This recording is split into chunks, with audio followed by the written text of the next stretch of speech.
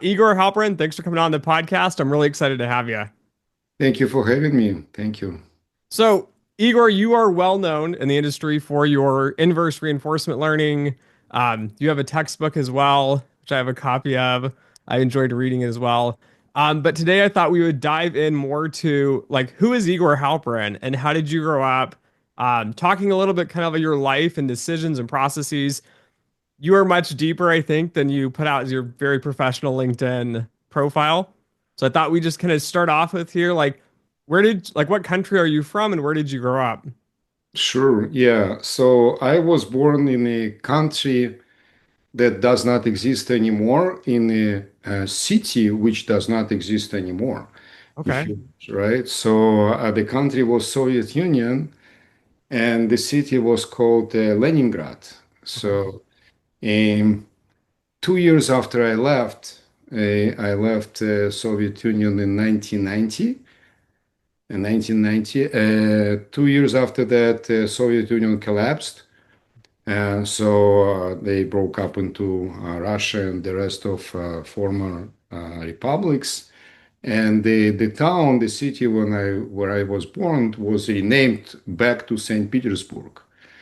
The college where I graduated from was also renamed. So now it's called, back then, it was a Polytechnic Institute of Leningrad, where I studied physics, and then it became like Technical University or something like that. So that was the origin.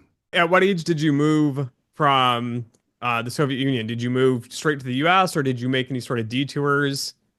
It was a long detour. Yes, yeah. I left. So basically, like it was all, I would say, like my path in life was a product of the time. And, you know, it's like someone put it, it's hard to live when empires crash, and which was exactly that time. So, like, back then, like I left, as I said, in 1990. And last 5 years before that, all the talk that I've heard from friends of mine, like, who's leaving when? Like everyone was about to leave. Yeah, so I got my master in basically, like, I don't know if it's of interest or not. I wanted a well, my parents, my family has scientists in them. So my grandfather was a college professor of math. My dad is a physicist. So I decided to take a mid road between them and pick theoretical physics. Um, so I went to get my first and master's degree in St. Petersburg. I wanted to do theoretical physics, but because of my Jewish origins, Soviet Union had a kind of semi-state-sponsored anti-Semitism, Okay. and for Jewish kids, it was very difficult to get to the most prestigious, colleges. So I failed on two of them, and I got accepted to the third one. But I didn't quite get what I wanted. I wanted to do theoretical physics, but the department. So basically, in Soviet Union, you assign to a specific department right from the start. So Okay. right from the start, the department was experimental physics. Can you explain to the listeners what the difference between experimental and theoretical is? I was very surprised to see you went from experimental to theoretical, just because I Oh, know there's such a difference in, I guess, the academic communities on what. yeah, these are very different things. So my kind of official diploma was in experimental nuclear physics. Basically, like most of my peers graduated in this field, this and also like radiation physics. Like, when you build power plants, like there's lots of, engineering physics around that. But I wrote my diploma in theoretical physics. That's what I wanted to do. So basically, like the difference is very simple, right? So in if you do experimental physics, you work with equipments and all sorts of measuring devices. You do experiments. It's usually like big lab. Uh, when you do theoretical physics, you mostly work on your in your office on the couch, and you don't need anything. You just have your notepad, maybe a book. Like back then, now we have computer, which is like great thing because you have access to whatever you need. So basically, you fully independent. You can do it anywhere you want, right? And you don't need anything. What was the, I guess, what draws you more towards the theoretical side of it versus the experimental side? Oh, that's a good question. I don't know. I mean, like I've never was good with, any sorts of machines or mechanical devices. I like some people feel that it's theirs. I felt exactly the opposite. It's not mine. When like the most challenges I had during my master degree was an experimental lab actually, because like it was it was always easier for me, to work on formulas and equations on paper rather than do something with hands. You know and after that it actually beat me, like in the sense that when you move from physics to finance, then the most useful skills that you have are your coding skills and things like that. And so coding is a sense is like closer to experimental work Mhm. because you mostly work with your hands, and if you wish, I mean, like you type, but anyway. Yeah. Uh, yeah, yeah. So it's a different mindset. Many people like find satisfaction when they build something, physical machines, right? So like this is what I created, and when I my field in physics was actually it's called high energy physics. So other people call it elementary particle physics. So and it was always a challenge for me when in social environment someone used to ask me like, "What do you do?" I used to say, "Well, okay, I do physics, but what kind of physics?" Yeah, it's a I big say, area. I say elementary particles, but like, what about elementary particles for those people who know? And then I start to explain. I say, that there is a atom, and there is inside of atom there is a nucleus, and inside of nucleus there are protons and neutrons, and inside of protons and neutrons there are quarks. And this is what I studied. Yeah, okay, it's way too abstract, right? So like, What was it yeah, odds? I mean, what was the decision to study this? I'm looking historically back, right? We had the atomic bombs developed back in, I think, like the 40s. And so Russia obviously into this, I always view as Russia as like a big intellectual competitor to the United States, the yeah. Soviet Union specifically. What was the drive to study that? Was it just an interesting area of like theory and physics and math, or was there some sort of like cultural drive of interest of like this is like a very important project from a country level? It's a great question. I think it somehow maybe it's both, right? Because I didn't witness this time when like especially at the end of that's what I've heard from my parents. That's what I saw in old movies.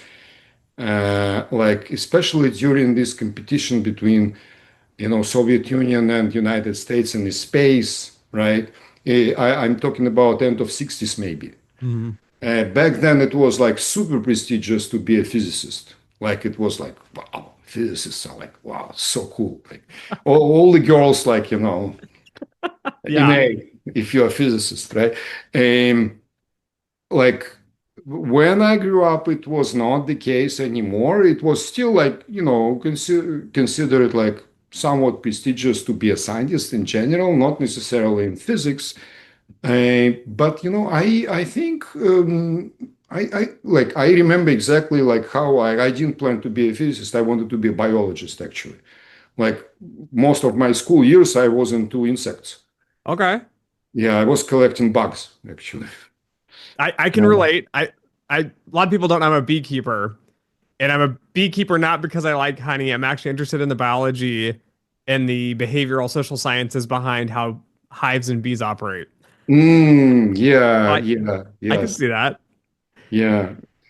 Yeah, I was more into like bugs and beetles and things like that. Okay. Yeah, so at one day it was like something like pretty trivial, I think. Basically, we just had, what was good. I don't have many good things to tell about Soviet life in Soviet Union, but one of them was good, to be fair, right? So they put lots of they gave you lots of opportunities to to learn. So like even though I went to the pretty common school, not a specialized school, I signed up on some online courses. I took some courses from some of the colleges. But what actually, triggered my interest was like pretty trivial thing, I would say. So we had like system of school Olympiads in physics. And the idea was that, you can start locally at your school level. If you're good, you go to the regional level. If you're very good, you go to Republican level, and then you go to the, etc. Okay. And so, like, because I had good grades in physics, I was invited to participate, and there was some problem which like bugged me. I couldn't solve it. Like, what is that? Like, it's right there, but I can't solve it. It's like, and it just got into me, like I said. So I got clicked on that, and this essentially triggered like my interest. And after that, I went to local bookstore. I found some, books on, elementary physics. I looked at books at my house because my dad is a physicist. I also found something, and this is how it started. So I thought that, it's like the most interesting thing. Um, yeah, I mean, I was, reluctant to choose between physics and biology, Okay. but at the end I chose physics. Yeah. Okay. Very So, interesting. yeah. What was it like growing up in the Soviet Union? I mean, were there, I mean, St. Petersburg is beautiful. I've looked at all the architectural design. It has such a good eclectic mix. It has, I don't know, I was looking through some pictures. I always want to visit Russia. My hometown actually, I think has like 50,000 Ukrainians and Russians that left I guess Soviet Union back then, like the 90s, because there was the persecution of like Christianity and a lot of it moved. So oddly enough, there's a huge population. So I grew up around a lot of Ukrainians and Russians. And then of course my name's Dimitri, but I'm not actually Russian or Ukrainian or Slavic. And so I blended into these groups just because of the name. Uh-huh. But I always like to understand the culture from that they went through and kind of like the values and the value systems there. But what was it like really growing up? I mean, the city's beautiful. I know the Soviet Union obviously was in that transitionary period, but what was it like growing up, I guess, in a different time period before kind of the transition into to Russia? From Russia, you mean? Yeah, yeah, yeah. Yes. Well, it was kind of, how I would describe these times. Like when I think this is something common to, many countries that went through some sort of socialist revolution in the sense, like, uh, like Russia had this great revolution in 1917, right? And so, like the generation right after revolution was driven by enthusiasm and all these ideas. The generation after that went to more steady stage. Like the generation which I remember when I was growing up was like nihilism and skepticism. Like people did not believe in any of what we read in newspapers, what we saw from TV. We did not believe in any of this. I mean, Right. like not everyone. I mean, like people who like grew up in like in circles like similar to mine, kind of like white collars. I'm not sure like what was the mood among like blue collar people. there. Probably it was different. My sense was that they tended to believe more, but we did not believe in anything. Like my assumption was like I don't trust. Uh, What? uh, but that was one thing. On the other hand, like Soviet Union went through very brutal times in its history, right? All these repressions by Stalin. Some of my family was, killed. Like my grandfather had, lots of issues because of that, because his uh, dad, my grandfather, was accused to be like a foreign spy and executed by Stalin regime. So he was traumatized. Why I'm saying that? Because when I grew up, it was not there, right? So like the regime became like much softer, right? So we didn't like we kind of saw that we don't have freedom. Mhm. But on the other hand, when you're young and when you like your interests are somewhat different, like I did not, choose the path of, political, of being politician or something like that. So, Yeah. I lived my life. I was, I could do what I wanted to do, right? At least get education, start like, doing science and living social life, like doing little music on the side, things like that. And yeah, so it was like all good, but back like closer to like end of 80s, beginning of 90s, it was like all collapsing. Like I was so fed of it, like I just wanted to get out. Okay. Makes sense. And did you go then straight from St. Petersburg to because you have two PhDs, right? You have the PhD. No, no, no. Yeah, some people like it's not two PhDs. I just started my PhD in Russia, but I finished it in Israel. So I went from the Soviet Union, I went to Israel, and I finished my PhD there. And then I did a couple of postdocs, and then I called it a day and moved to finance. So go walk me through that. I don't get this from a lot of physicists. Like you go through this process, you love physics. Even physicists in finance I talk to, they still love it, right? It's like their passion is still physics. What is the thought process of going into finance? I know like Emmanuel Dermans was kind of like did some postdocs, couldn't get like a decent paying job, and then eventually transitioned into finance because it pays well. What is kind of your journey on that? Like, how did you make that decision, and how did you find that opportunity? Exactly the same, exactly the same. I was on my second postdoc and no chances to land, not just, decently paying job, no academic job, like because what happened was a kind of funny in a sense that, I did, as I said, particle physics, but particle physics also had some like subfields. So back then, the only name in the game was string theory, right?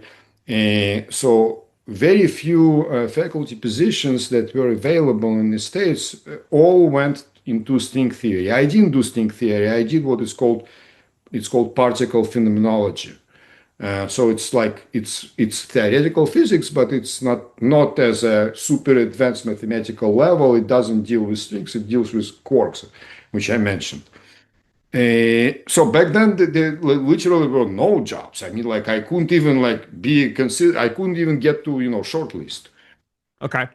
So like, and I was in Canada back then in Vancouver, UBC. So I started to think like, okay, what else? And back then, actually, the story is funny, kind of funny. So back then, people in physics actually started to talk about finance. Okay. And this field of what is called econophysics came around that time. So Eugene Stanley and Jean-Philippe Bouchou, Hmm. they were pioneers. So they started to do it like shortly before that, maybe like around 97, I think. First papers came. I'm talking about 98 probably, so close enough. And so, because, when I was in physics, I had a daily habit of looking into archive papers. And so, like, I noticed these papers and I thought, oh, like, sounds interesting. Uh, but then someone and there've been talks around, like, at our department. I remember I had a small chat with someone who, like, uh, attended some presentation on my finance, something like this. So I asked, so what is this mathematical finance?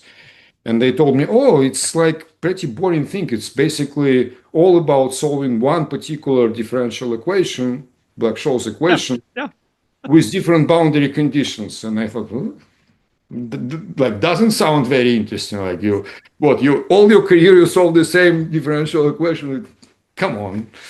And yeah, so this probably delayed a little bit my entry, but, like, essentially, like, like, my logic was very, very simple, right? So I liked research, and I thought that I'm reasonably good, with math, which was part of, toolkit, if you wish, right? Yeah. And so I started to look, what else can I do with my life? And initially, like, I thought about electric engineering.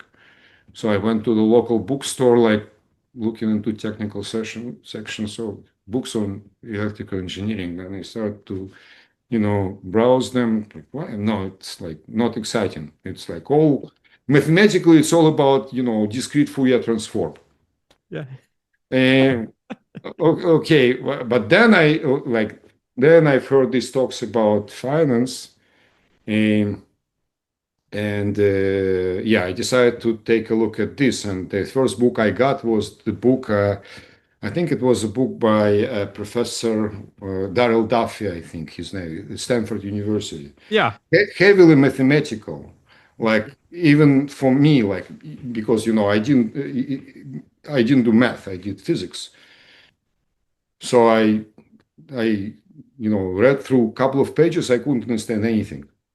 So I put it aside. Then I took another book. It was popular back then, Baxter and Rini. I think it's called Stochastic Calculus for Finance, something like that. Um, and it was also, like, written by mathematicians, based on martingale theory, and they had a preface to the book where they tried to explain what martingales are. Like, it's one pager, like, some story. I forgot the story, but, like, I read it once. I read it. Like, I don't understand what they're talking about. Like, I can't understand. Like, what should I do?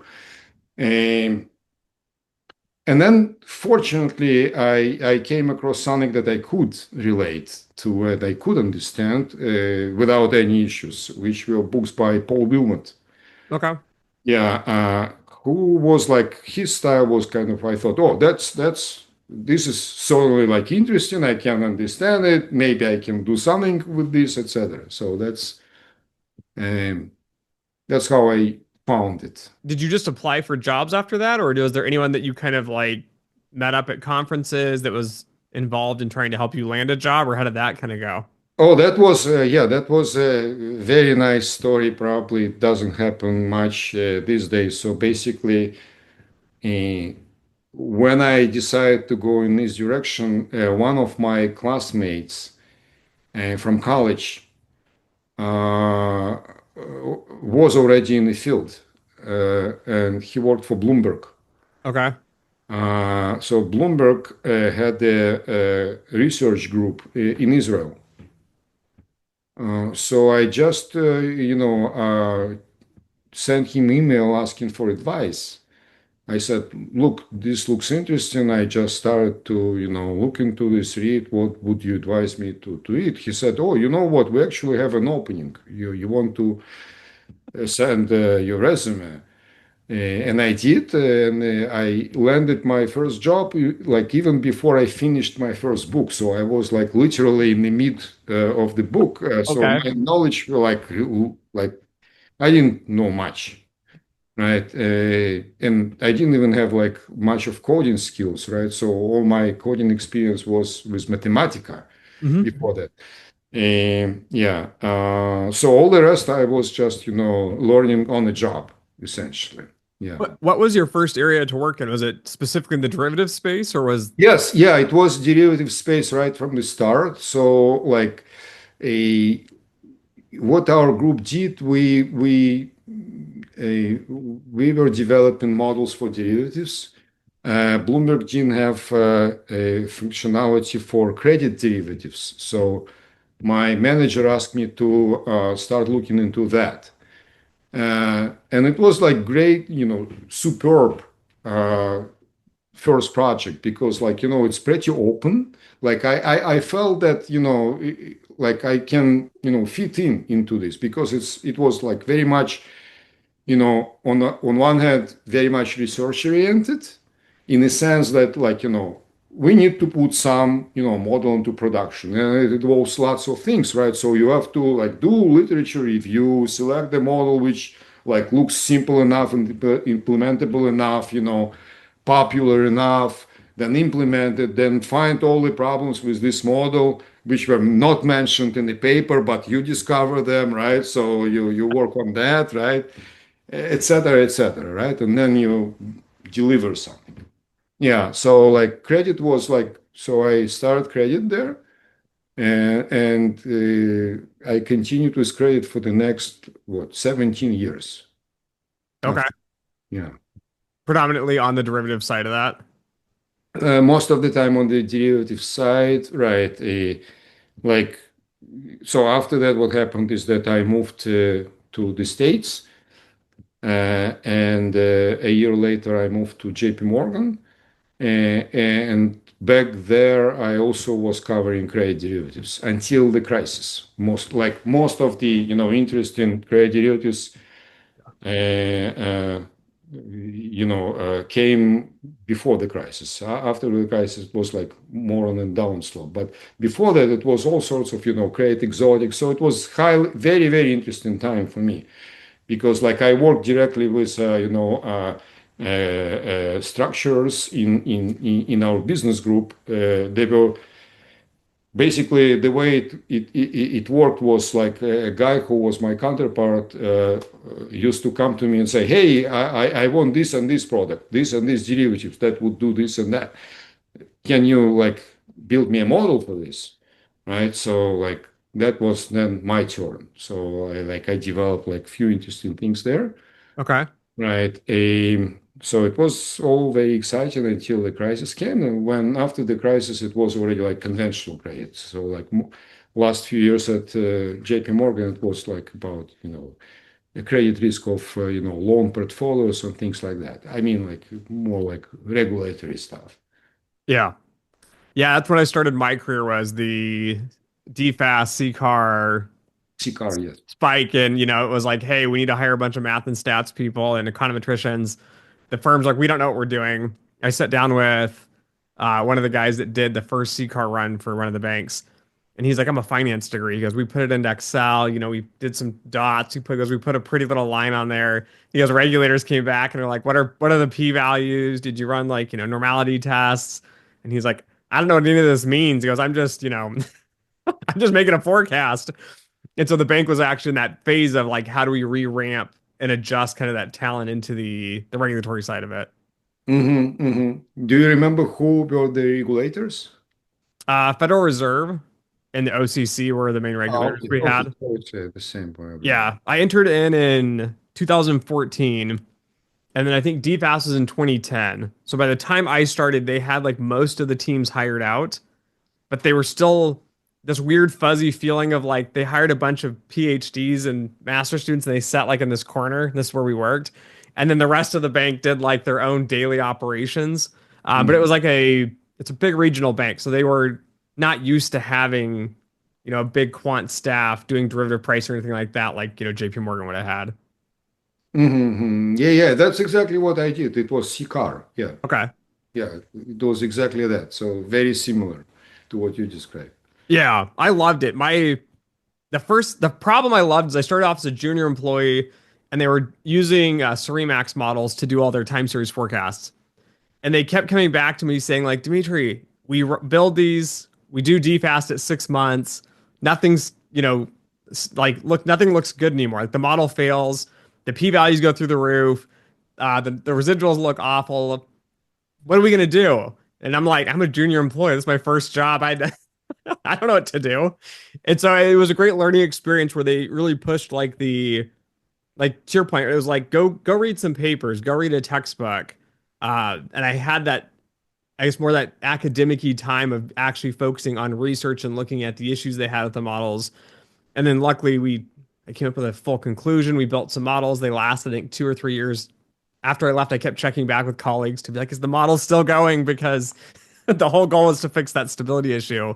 But it was a Mhm, really mhm. fun time, I think, to join the finance industry. So what was, I guess, what was your transition then after that? You worked at JP Morgan, and then did you go to you started your own firm after that, or did you have a stint of anywhere in the middle? I had a plan to join a startup actually. Last few years at JP Morgan, I felt that my time is about to come soon. So I was thinking about, and I also wanted to do like, machine learning, data science. Back then, data science was declared to be the sexiest profession of 21st century. I definitely wanted to be there. Um,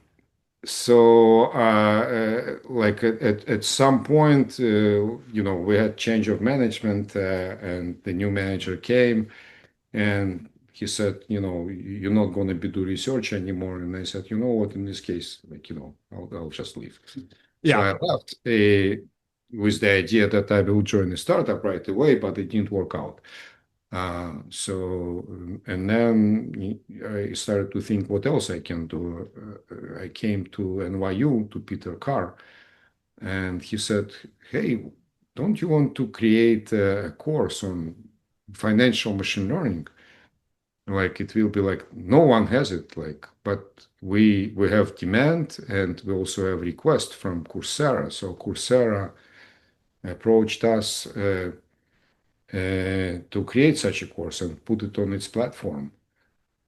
And somehow, like, they said, okay, we're not going to pay you anything. So, but we will sign you up as a research professor. So I was a research professor with a salary equal to $0.0. Okay. Sounds about like academia. Yeah, right. But they said that you will be getting royalties from this course. And like they painted me some picture like calculations. So like, when people put the business plans, like, the typical story they say, like, there is 1 billion people in China. Let's assume that every tenth of these people will buy our product. So and then we do calculation. This is our, P&L. Yeah. It's something like that. So let's assume that that many people will sign up, and then you will have a decent, income. So yeah, so like I agreed, and like this is what I did for the next couple of years. I would probably never agree to do it again because it was lots of work. Like, to create something for Coursera, I mean, because it's a Mhm. different thing, right? So you like, I don't know if you ever tried to do something like that when you basically recording something into the empty screen, right? So you don't Yep. have any feedback. That's the problem, right? So, and this is what I had to learn, right? So you come to the room like once a week. I used to come to NYU to special studio, like I stare to the empty screen, like, and I talk. Uh, I am well aware. I run my YouTube channel has like 65,000 views. And it's been this odd thing. Normally I don't have like a nice guest to sit and chat with, 'cause that's like the podcasting side of it. But it's always, yeah, me and my, dark studio with a bookcase trying to talk to myself on a camera and hope someone's, Yeah, exactly. there. Yeah. So it feels weird first, right? But then you're used to it, and you kind of pretend yourself as a kind of actor. Yeah. If, right? Yeah. So that's what I did for like 2 or 3 years, and then I realized that it's not viable to be a self-financing finance professor with zero income. So I have to do something to go back to industry, and then like I got this job at Fidelity, which was already like kind of because I kind of rebranded myself. I went to this direction. Actually, I wanted to do it like from the very start when I like when I came to even when I came to Bloomberg, I think, or maybe like a bit later to JP Morgan, like I came across some machine learning books. Bishop was my favorite Um, book, yeah. pattern recognition, and I was always like, it was never clear to me like why not all quants read this book. Why they still like stuck to this stochastic calculus Yeah. stuff? I mean, like, yes, it's like very useful for very small type of, financial things, right? But like, it was like everyone was reading these books, but not these books. Um, yeah. So like, like as someone, I think it was Feynman who put it, if you want to understand some topic, try to teach it, Hmm. right? Because it will be very beneficial for you. You will understand lots of things much better. And this definitely like was my case, right? So like I learned a lot as I worked on this course, and then when I joined Fidelity, I already joined as a machine learning specialist rather than a quant. Are you more on the research side of it, or are you running teams and also doing research at the same time? Well, it used to change. So initially it was like more research. So we had like a unit which was a more kind of open-ended research oriented. Right now, I'm part of the group which actually does Gen AI. It's not like it's production oriented. So we like build tools around all this AI LLM ecosystem. Hmm. There is definitely lots of rooms to research. So I still trying to do research in like in whatever time I have free for things like that. But it's definitely very very rich area for like.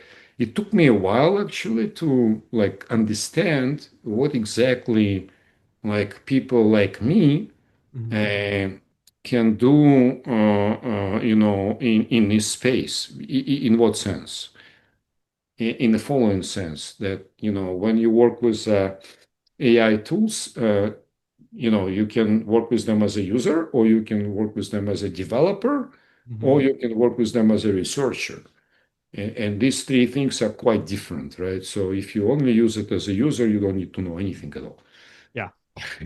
Yeah, if you work with them as a developer, then you mostly need to know like engineering stuff around it, right? But Hmm. but when you try to do something else, so what is this something else? We don't retrain models; it's too expensive.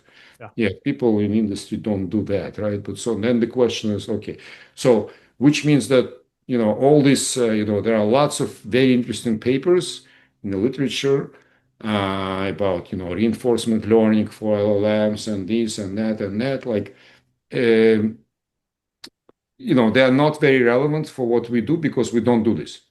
Hmm. So then the question is, okay, so like, okay, for someone who likes,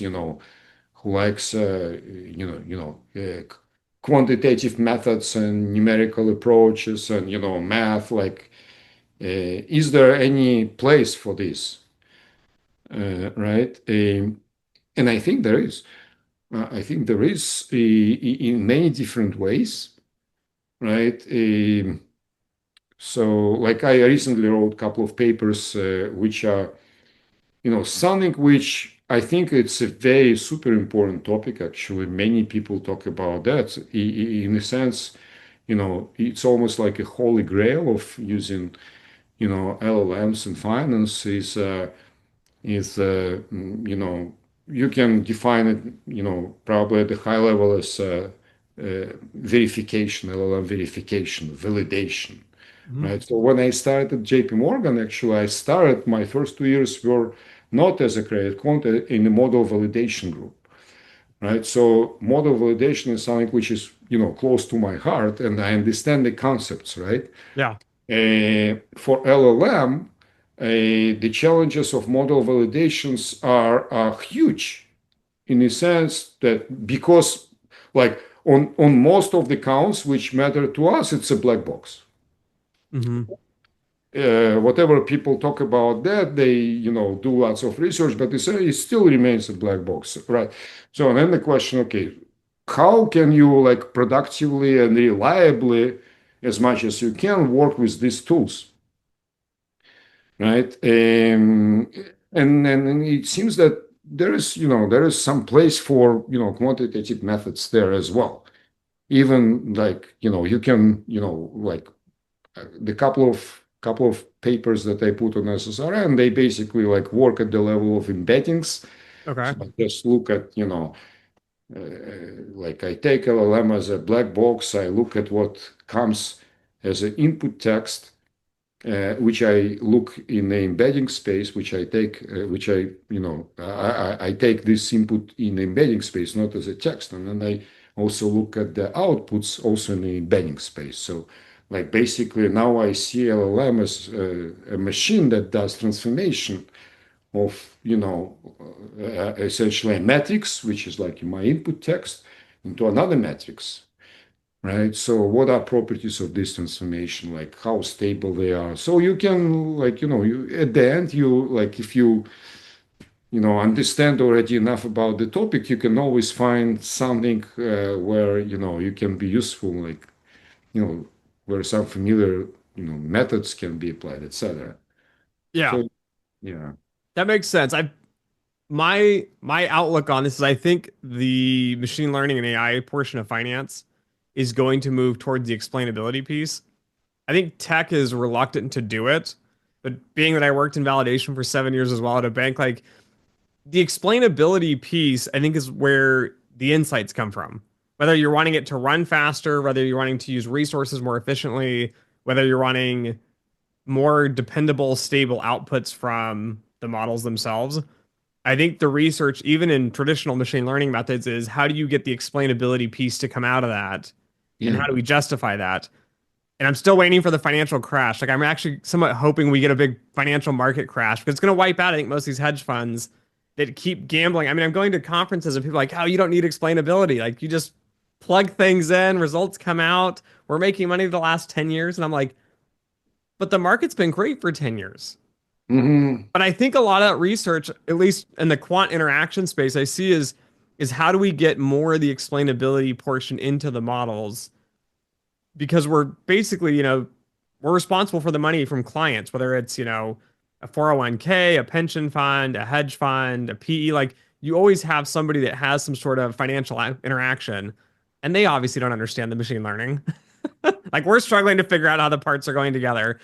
So Yeah. do you think that's going to be the next edge of that, or do you think there's other areas of machine learning that are going to be research focused?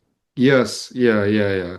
Yeah. But it's only these two things are kind of similar but also different. I mean, like machine learning versus LLMs, right? Yeah. Because in machine learning, it's like, if you do it right, then you know what you do if you do it right, and you can explain it to people who are not familiar. You can educate them, right? So most of best machine learning algorithms, they can be explained and justified mathematically, so at least conceptually what you do. With LLMs, you kind of have a vague idea what they do, right? Yeah. But that's about it. Today I came across very interesting blog, which was on LinkedIn, where a guy shared his experience where he tried to use GPT-5, I think, as a black box optimizer. So he basically said, okay, there is some, popular nonlinear function of two variables. which doesn't have a global minimum. It has like local minima, so it's like global optimization, right? So Hmm. it's not entirely trivial. And then he ran on this problem like few standard algorithms like simplex optimization and something else, uh, Newton, Raphson, or whatever. Uh, and then he asked GPT-5, he said, okay, here's my function, find me a minimum, it's like prompt. Yeah. And then he put this prompt, I think, recursively, so in the loop. And then he showed like that actually it performed better, surprisingly, than purely numerical algorithms. Like Interesting. it's like, why is that? Like, Yeah. is it kind of like, okay, but is it like specific? His function was kind of, simple and kind of, discussed widely in the literature. So maybe, you know, GPT-5 picked something from the literature. I'm not sure. Like, I find it hard to believe. He actually showed like steps, like convergence to the right global solution. And you look at this like 10 steps, yeah, looks like good. Yeah. How it does it, like, okay, even if it does it right, like how generalizable it is, right? You have no idea. Yeah. Yeah, so that's the challenge, right? So the challenge is like how to indeed like extract the value out of it beyond, shiny toys, right? How, Yeah. how do you think this is going to impact the educational field? I mean, you teach at NYU, you've been teaching machine learning. I'm not sure. I feel like often AI is becoming more like a crutch for a lot of students, and it I'm concerned it's going to essentially like lower the educational piece of it. Because I feel like for me, like I enjoy like the textbook. Like people can make videos and blogs and stuff, but I need like a physical textbook, and I need to like open it and highlight it and take notes in there and make commentary. But I feel like now with AI for the general public, outside of quantitative finance, it seems like people are using it as kind of like a crutch of like, hey, I need to complete a homework task, and then they're quickly doing it. And when I talked to Peter Carr, back when he was running NYU's program, he mentioned that when they were online during COVID, it was very hard with the cheating problem, and that was even pre-Chat GPT. But I don't know. What are your thoughts on some of that as an educational perspective, whether it be physics or whether it be quantitative finance? My concern is I think we're losing kind of that thought process. Well, I think, kind of my most top level view would be to say that, as every tool, it can be used in many different ways, right? So you can use a knife to cut the bread or to kill someone, right? So when internet came, one of my favorite musicians, a Russian musician, he said something that resonated with me. He said that when internet came, he felt that it was created specially for him because it gave him like lots of things that he couldn't do before. So like for me, it was the same, right? Because like,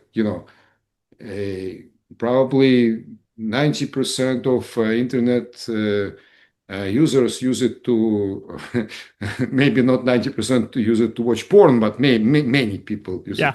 it, right? And maybe like 5% or something like that use it for like constructive purposes to find information. So my most common use of internet was to actually look for scientific references, right? So my most popular tool was Google Scholar Okay.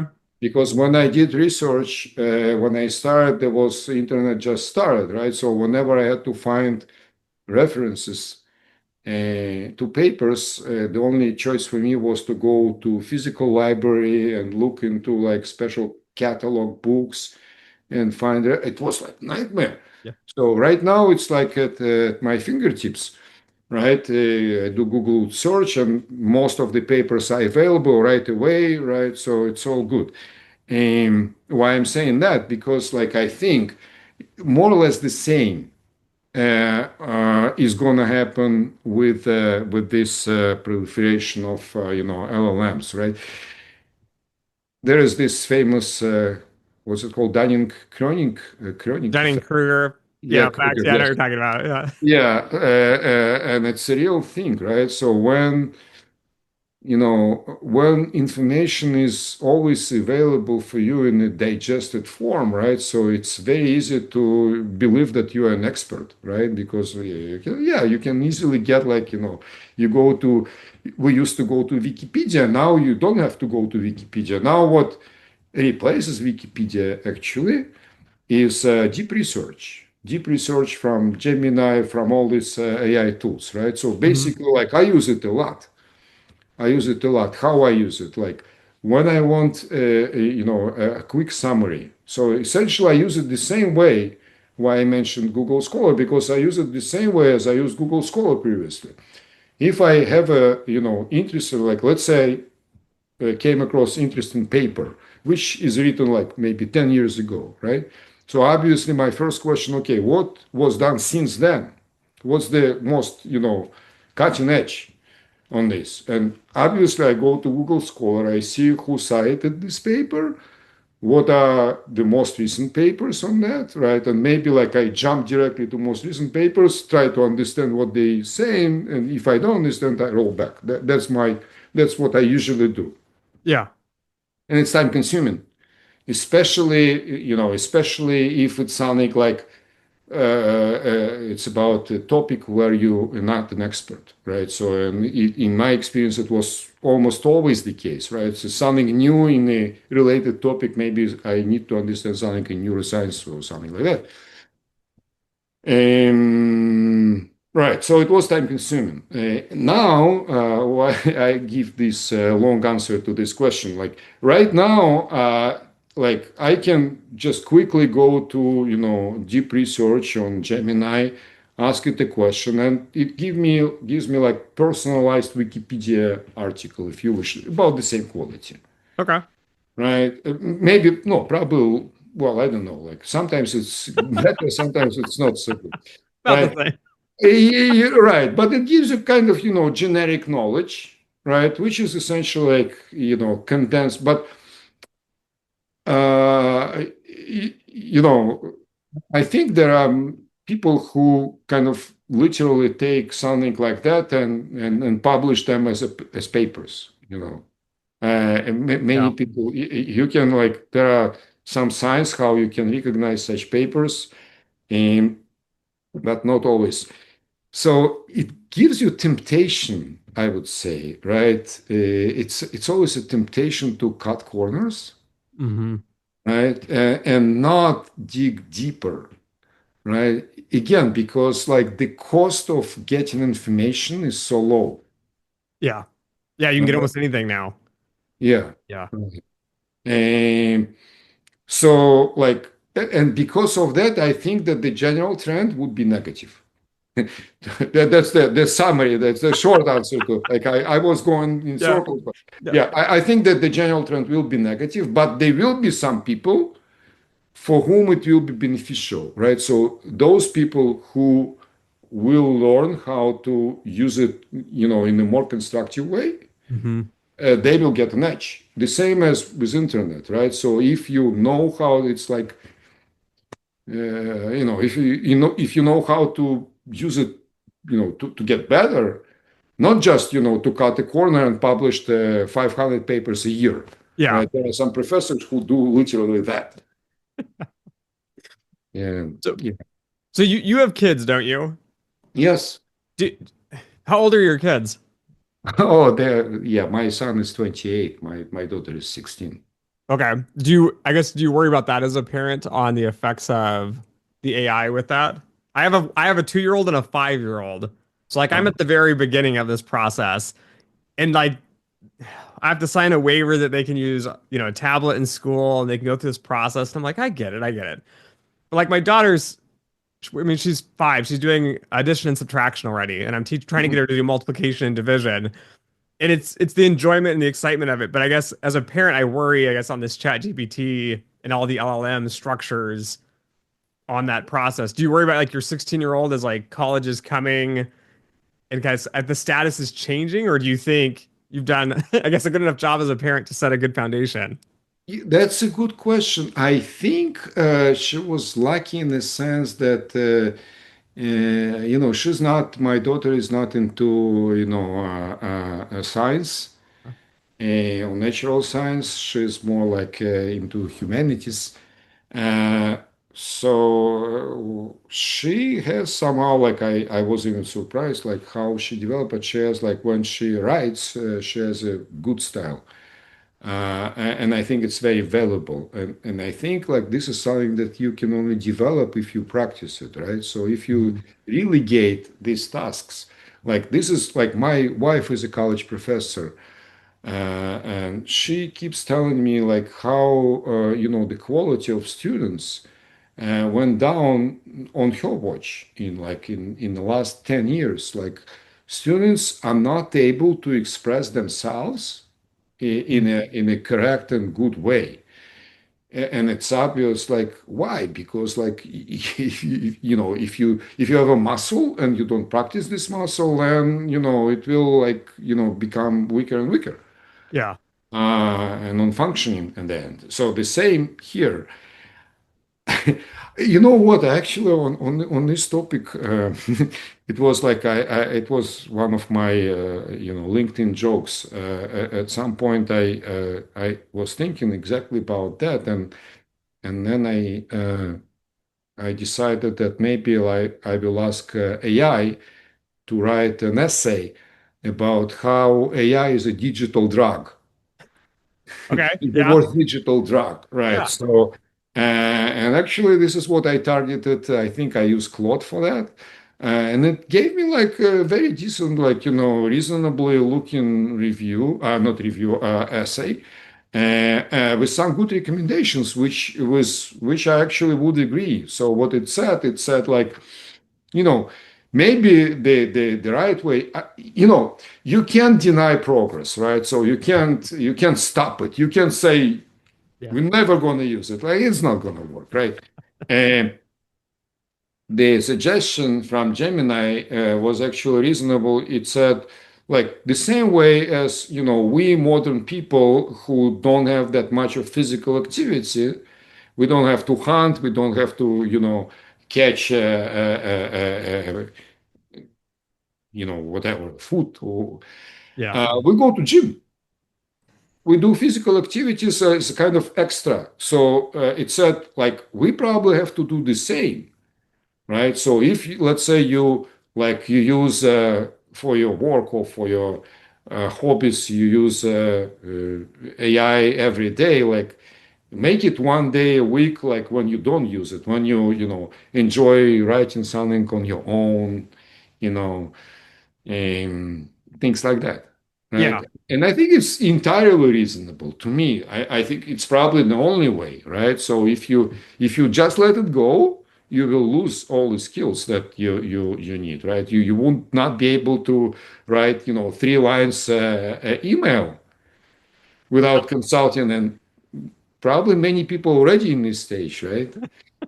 Yes, even when it drives me insane, I start typing something and then it gives you like the recommended ending to the sentence. And I'm like, that's not, it's easy just Yes. to hit enter, but it's not what I'm trying to articulate in this instance. Yeah, yeah, yeah.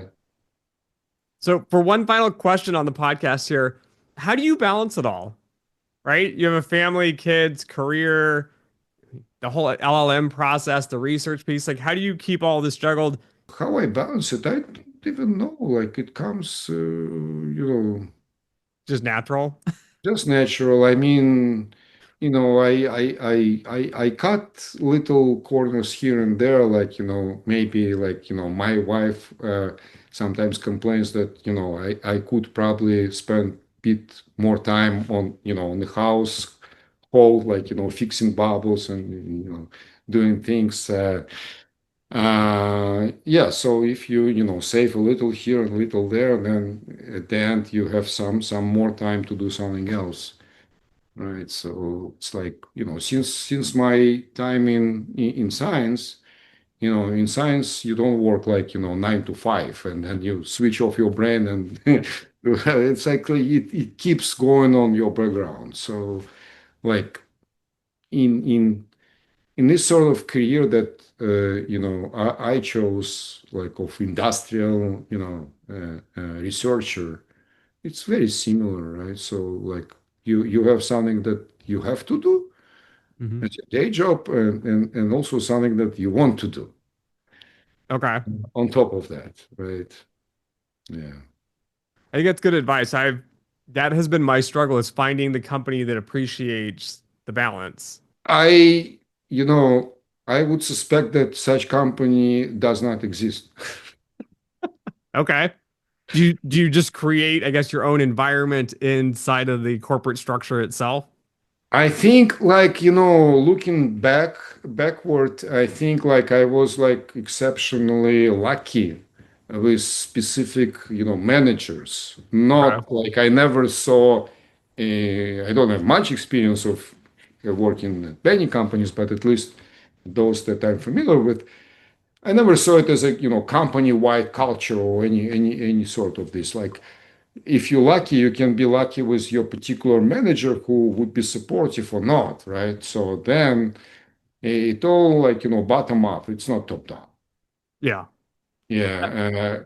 Maybe it was, 40 years ago at Bell Labs or whatever. I was not around, so I can say, but yeah. I think many of us quants, I was talking to Fred Viola about that. We were just dreaming. It's like, what if Bell Labs is still around and it still had, the research culture and the innovation, the excitement. Um, I don't know. It always seems like a dream, but then I also read Emmanuel Derman's book and he talks about like it wasn't necessarily as, pretty, fun excitement as everyone kind of made it out to be. It was still like a job and there were still demands to get things done. But Mm-hmm. Yeah, yeah, I liked his book too, right? It was pretty, interesting to read because yeah. and compare with my own experience, like I had many, at many things I felt like very similar way to what he said. Like he said, if you recall this, he said like, when he was asked about the difference of how it is to be in science versus finance, he said that in science you are very lonely. So like you work on something which might be of interest. Like in my field, like what I did in physics was of interest to maybe like handful of people, Hmm. like who specifically work on the same thing or like very similar thing, right? Yeah, but in finance, it's like it might be very different. It can Yeah. still be the case that it will be still 5 people who are only interested in your stuff, but it would not be a very good sign in finance. Yeah. Definitely. All right, Igor. Thank you for coming on. I really appreciate it. Thank you. It was fun.